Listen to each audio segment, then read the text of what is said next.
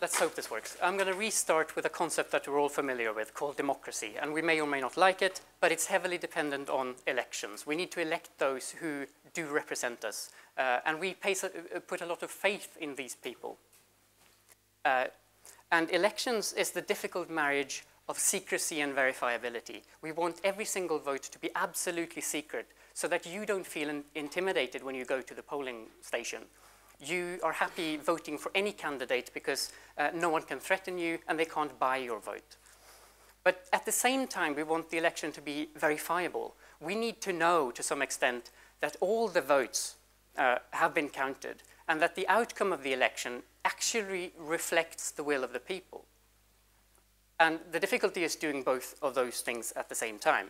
So elections depend on people, procedures, software, and then hardware underneath there. So people vote, people run polling stations, they collect votes, they count them, they run for various offices. So people are heavily involved in the democratic process, the election. And they would cheat. I promise you they would cheat if they could. So we have all these procedures in place to make sure that they don't. So for example, at the start of election day, you show that the ballot box is empty to everyone who's there. And then you seal the box, and then you have all the votes going in during the election day, and then the box is signed off, and there's chain of custody, and it's taken to a central counting place where observers watch as they are the votes are counted. Now, that's procedures that we have put in place to make sure that no one puts more votes in there, or no one takes votes out, or changes them. But more recently, in various parts around the country, countries have been using direct recording equipment. And this is where you go into the polling booth and you interact with a computer and you press a button. And you have to hope and trust that the system actually increases a counter by 1 and stores your vote. But what happens if there's malicious code in there? What happens if a hard drive failure? What happens if someone actively cheats and destroys one of these machines, or destroys a ballot box, or destroys, tries to make this election fail? So we may have election failure, and we may or may not see it. Regardless how many people we have observing an election, it doesn't matter, because there might be things going on that we don't know. And so we can't be sure. It's impossible to be sure that the outcome of the election actually reflects the will of the people. So we want elections to be independent from people and procedures, software, and then hardware. We want to be verifiable by voters, media, political parties, and then anyone else. What we really want is a mathematical proof that the outcome of the election does reflect the will of the people. Because maths, you cannot cheat. And if you're thinking, we don't need that here, then what about Afghanistan, Iran, or then the US, where elections have been disputed recently? We'll give the voter the power to check that her vote counts.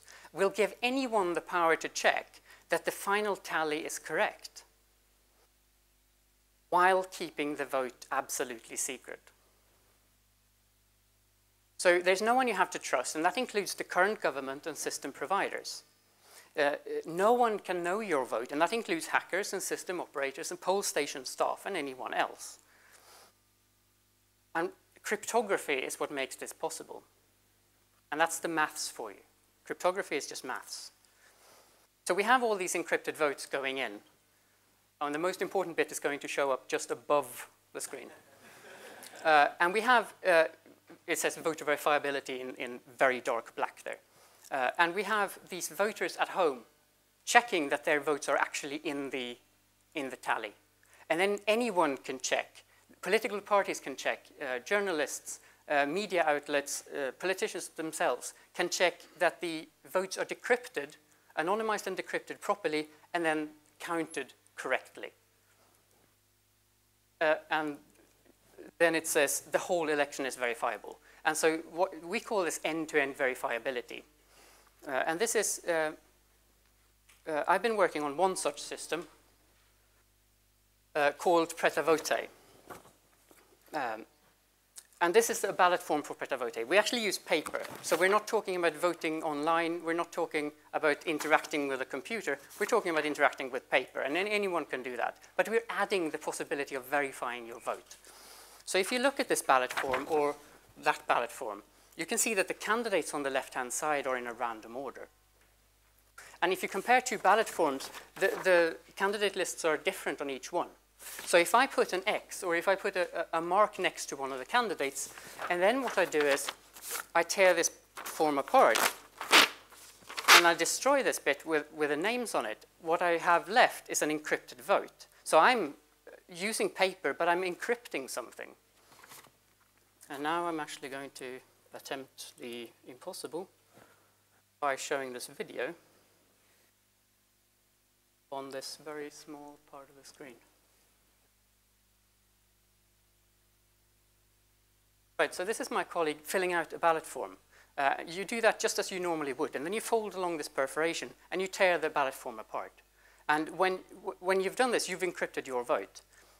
And you destroy the left-hand side, literally in the polling booth, without anyone seeing. You destroy the left-hand side, and what remains is a public, non-secret encrypted vote. You can show it to anyone, and actually you have it scanned. And the scan is sent, it could be sent over the internet if you want. It's actually sent to a central place where you actually then count the votes.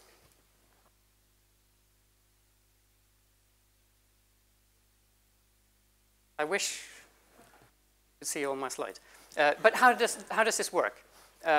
We have the candidates in a random order on the left-hand side. This is actually related to a alphabetical order in some way. In this case, it's 1, 4, 2, 5, 3. And we encrypt this value, and then we encrypt it again and again. And this is, so we have many layers of encryption. And a thing with many layers is an onion. And so we call this an onion, and we print this value onto the ballot form. And I take this ballot form and I go into the polling booth. So no one can see me. And if I want to vote for Bengt, I'll just tick his name on the right-hand side.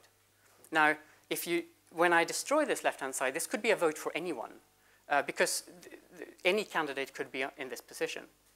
And the only way we can actually regain this knowledge, the only way we can count this vote is by slicing this onion open. And that's where the secret is. We slice this onion open in a very specific way. We have all the encrypted votes going in on the left-hand side, and then we mix them. And this is mixer 1. Doing a couple of mixes. And then we have mixer 2 and mixer 3 and 5 and 7 and 10 and any number of them that you want. So we mix a lot. And in this final column, what comes out of the system are plain text votes. They can be counted. But the thing is, we have them on a computer. We have them on a hard drive. I can give you all of this data on a DVD, and you can go home and you can count the election yourself. Now, you're all familiar with how elections work today. You have loads and loads of people doing counting by hand, and every time you do a recount, it's different from the result, the previous result. You can never count an election twice and get the same result. And why is that? Why isn't it deterministic, the outcome of an election? And the secret here, which you cannot see because it's above the screen, is that each of these mixes, each mixer, oh, you can actually see the feet of the donkey and the elephant. And then you see the bottom blue bit of the United Nations flag, because the secret here is each mix is run by a different party. So in a country, each political party could run one of these mixers. You can have the United Nations run one. You can have friendly and hostile governments of other countries in the region run these. Imagine this being done in places where democracy is really hard to find. And unless all of these work together, they can't break the secrecy of the election. So if I belong to one political party and I trust my political party not to cheat, I can be sure that my vote is absolutely secret. So finally, what's the best way to spend taxpayers' money on this? Well, step 1, talk to academics, because we're not trying to sell you a system, we're trying to give you knowledge.